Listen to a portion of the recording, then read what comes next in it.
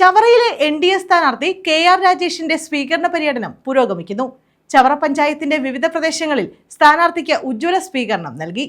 ചവറ മണ്ഡലത്തിലെ NDA സ്ഥാനാർത്ഥി KR രാജേഷിന് ആവേശകരമായ സ്വീകരണമാണ് ചവറ പഞ്ചായത്തിന്റെ വിവിധ പ്രദേശങ്ങളിൽ ലഭിച്ചത്.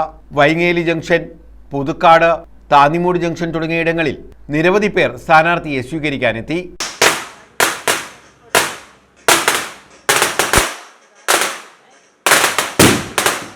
ഇടത് വലതു മുന്നണികളുടെ പ്രചാരണങ്ങൾ വ്യാജമാണെന്നും പ്രധാനമന്ത്രി നരേന്ദ്രമോദിയുടെ വികസന സ്വപ്നങ്ങൾക്കും വോട്ട് നൽകണം എന്ന് അഭ്യർത്ഥിച്ചുകൊണ്ടായിരുന്നു മിക്കയിടങ്ങളിലും സ്ഥാനാർത്ഥി പ്രചാരണം നടത്തിയത്.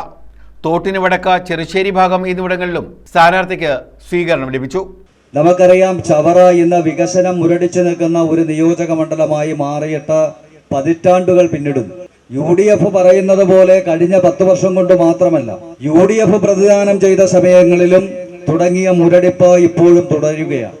കേരളത്തിലെ ഏറ്റവും വലിയ പൊതുമേഖലാ സ്ഥാപനമായ KMML-ഉം കേരളത്തിലെ ഏറ്റവും വലിയ മത്സ്യബന്ധന തുറമുഖമായ നീണ്ടകരയും ശക്തികുളങ്ങരയും ലോകത്ത് തന്നെ അപൂർവങ്ങളിൽ അപൂർവമായിട്ടുള്ള ധാതുമണൽ സമ്പത്തും വിനോദസഞ്ചാര മേഖലയുടെ അനന്തമായ സാധ്യതകളും കയറും കൈത്തറിയും തുടങ്ങിയ പരമ്പരാഗത വ്യവസായങ്ങളുടെ സമ്പന്നതയും കൊണ്ട് മഹിതമായ ഒരു പാരമ്പര്യമുണ്ടായിരുന്ന നാടാണ് നമ്മുടെ ചവറ.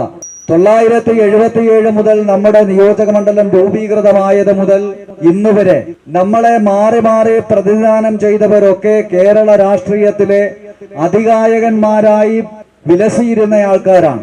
പക്ഷേ അതനുസരിച്ചുള്ള ഒരു വികസനം നമ്മുടെ നാട്ടിൽ കൊണ്ടുവരുവാൻ അവർക്ക് കഴിഞ്ഞിട്ടുണ്ടോ എന്നുള്ളത് നാം പരിശോധിക്കേണ്ടുന്നത് ഈ തിരഞ്ഞെടുപ്പിന്റെ ഏറ്റവും വലിയ പ്രത്യേകതയാണ്.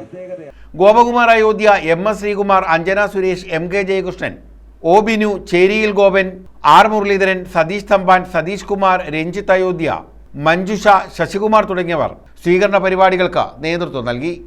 News bureau, Chavara.